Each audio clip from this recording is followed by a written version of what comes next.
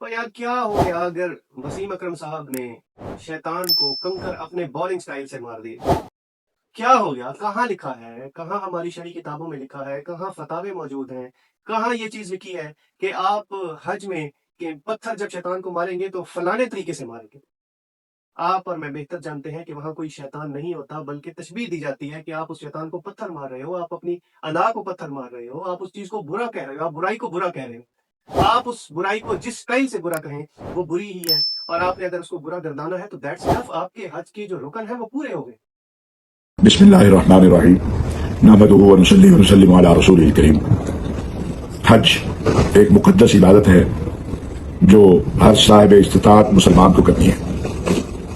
اس سال پاکستان کے معروف لوگوں میں سے سابق کرکٹر وسیم اکرم، مصباح الحق اور فخر عالم، جو کہ کرکٹر تو نہیں ہے لیکن معروف شخصیت ہے، انہوں نے حج کیا۔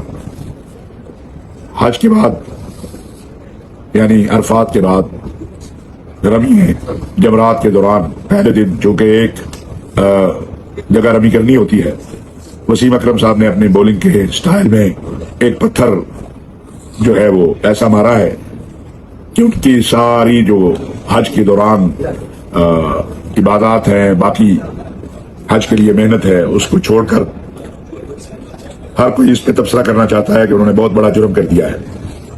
اس میں کوئی شک نہیں، حج ایک سنجیدہ عمل ہے اور رمی جمرات کے دوران سنجیدگی ہی رہنی چاہیے، لیکن اگر کسی شخص نے کوئی ایسا عمل کیا ہے جو منع بھی نہیں ہے، جس سے کوئی کفر یا کوئی گناہ کبیرہ یا گناہ صغیرہ واجب نہیں ہو جاتا، تو ہر کوئی اب ان تین لوگوں پہ تبصرہ کرنے نکلا ہے۔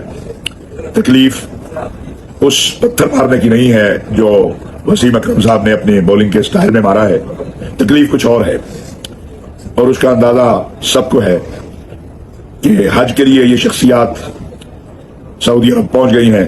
اب ان کو دیکھ کے اور لوگوں کا بھی دل کرے گا، صاحب استطاعت اور بھی حج کی طرف راغب ہوں گے، اور اگر کوئی غلطی بھی کی ہے تو اس کی اصلاح کا طریقہ کار یہ تو نہیں ہے جو کچھ لوگوں نے اختیار کیا ہے۔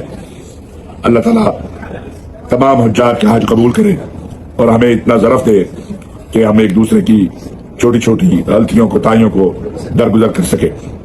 الحمدللہ انہوں نے حج کیا، اللہ کے لیے کیا ہے، تو اللہ اس کو ضرور قبول کرے گا، اور جو تنقید کرنے والے ہیں اللہ ان کو بھی توفیق دے کہ وہ بھی حج بیت اللہ ادا کر سکے، اور جو ان کی دین کے ساتھ یا سعودی عرب کے ساتھ یا دینی احکامات کے ساتھ ایک بغض کا اظہار ہے، اللہ رب العزت ان کو اس سے پناہ دے۔ وما علینا الا البلاغ المبین۔